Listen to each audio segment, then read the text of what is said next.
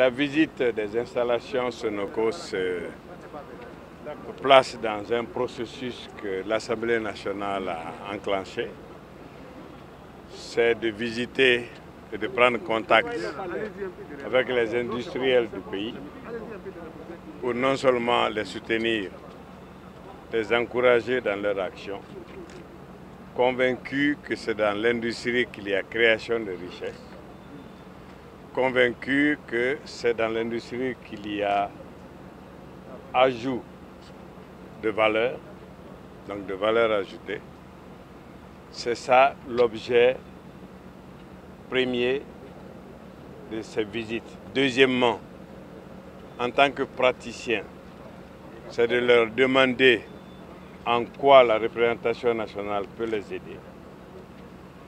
Et en fin de visite, il y aura un rapport circonstancié qui sera adressé au président de la République, au premier ministre chef du gouvernement et pour le cas précis au ministre de l'Industrie.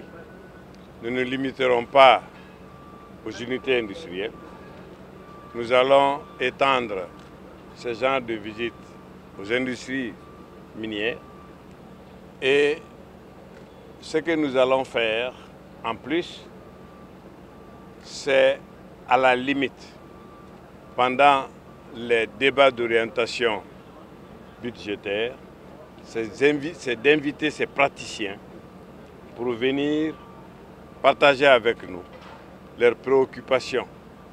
Nous avons retenu au cours des échanges par le PDG du groupe qui nous a fait, pas une révélation, mais qui a attiré notre attention sur un fait qui peut paraître banal. Depuis la création de cette industrie, ils n'ont jamais reçu une délégation du ministère de la formation professionnelle pour pouvoir leur poser la question quels étaient leurs besoins, pour pouvoir adapter les besoins de formation aux besoins de travail, d'offres dans le pays. Et il a attiré notre attention, par exemple, que dans le Code du travail, je crois, il y a une certaine taxe qui est payée sur des expatriés que les industriels font venir dans le pays. Dans son objectif, c'est pour protéger la main-d'œuvre locale, mais il faut bien qu'elle existe.